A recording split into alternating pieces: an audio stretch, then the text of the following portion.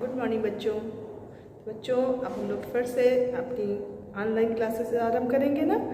तो आज हम लोग कौन सा पाठ पढ़ेंगे? पाठ 20, doctor APJ Abdul Kalam. APJ Abdul Kalam के बारे में इस पाठ के माध्यम से हम लोग जानेंगे। ठीक है, तो देखिए, लेसन ओपन कीजिए, पेज नंबर 105 पे दिया हुआ है। ठीक है, हम रीड करते हैं, आप भी ध्यान से सुनिए कि हम क्या पढ़ रहे हैं, क्या शब्दों को कैसे पढ़ना चाहिए। ठीक है, और पाठ को पढ़ के पाठ के बारे में जानते हैं। देश का सर्वोच्च पद राष्ट्रपति का है। स्वतंत्रता के बाद भारत के पहले राष्ट्रपति डॉक्टर राजेंद्र प्रसाद थे। डॉक्टर राधाकृष्णन, डॉक्टर जाकिर हुसैन जैसे अनेक विद्वानों ने इस पद को सुशोभित किया है। इस क्रम में डॉक्टर अब्दुल कलाम का नाम विशेष रूप से उल्लेखनीय है। 25 जुलाई 2002 को वे भारत के राष्ट्रपति बने। डॉक्टर अब्दुल कलाम का जन्म 15 अक्टूबर सन 1931 में तमिलनाडु राज्य के रामेश्वर जिले के धनुषकोडी नामक गांव में हुआ था। इनका पूरा नाम अबुल पाकिर जैनुलब्दीन अब्दुल कलाम था। डॉक्टर कलाम को बचपन में बहुत अधिक आर्थिक तंगी का सामना करना पड़ा।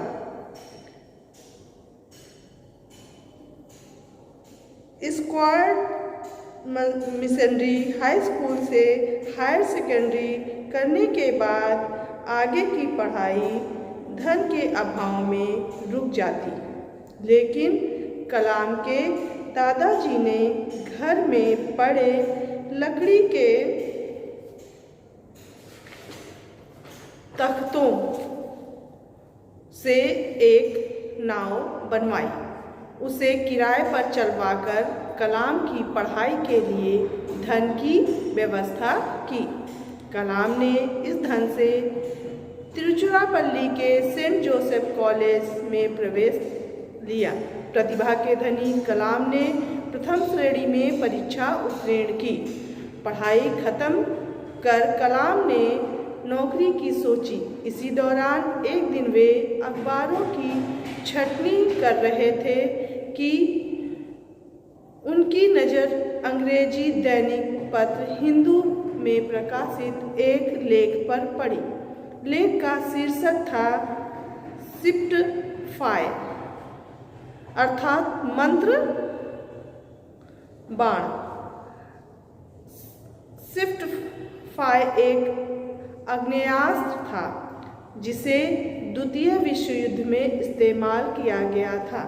इस लेख को पढ़कर डॉक्टर कलाम की आंखों में एक सपने का जन्म हुआ, और वह सपना था अपने देश के पास आग्नेयास्त्र के होने का। माई जर्नी डॉक्टर कलाम की आत्मकथा है। इसमें एक वाक्य है, आदर्शों की ओर चलूं या मालामाल होने का मार्ग अपनाऊं। मालामाल होने के मार्ग से मतलब विदेश में नौकरी करने से था। कलाम साहब ने देश सेवा का मार्ग ही चुना। सन 1962 में डॉक्टर कलाम DRDO हैदराबाद में विभिन्न अनुसंधानों के सहायक थे। उसी दौरान चीन ने भारत पर हमला किया। इस युद्ध के बाद देश को सामरिक हथियारों से सुसज्जित करने की योजनाएं बनी, जिनके केंद्र में डॉक्टर कलाम थे। डॉक्टर कलाम के नेतृत्व में अनेक कृत्रिम उपग्रह अंतरिक्ष में भेजे गए। उनका मूल मंत्र था विजन, मिशन एंड गोल, अर्थात दृष्टिकोण, ध्येय और लक्ष्य। इसी मंत्र के सहारे वे एक छोटे गांव से निकलकर विश्व पटल पर छा गए। डॉक्टर कलाम एक वैज्ञानिक होने के साथ ही साथ बहुत ही अच्छे इंसान थे। उनमें राष्ट्र प्रेम कूट कूट कर भरा था। डॉक्टर कलाम को बच्चे बहुत अधिक प्रिय थे। वे राष्ट्रपति के रूप में जहाँ कहीं भी जाते थे बच्चों से जरूर मिलते थे।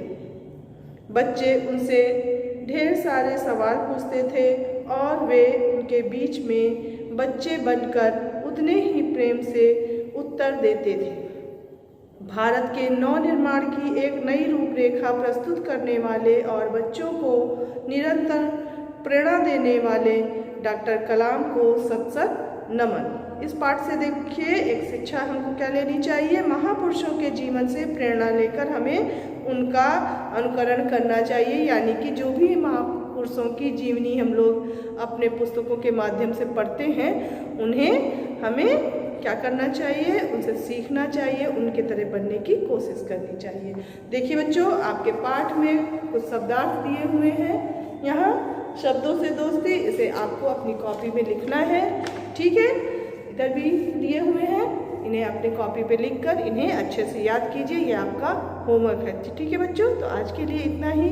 नेक्स्ट डे हम लोग कुछ और पढ़ेंगे। तब तक के लिए थैंक यू।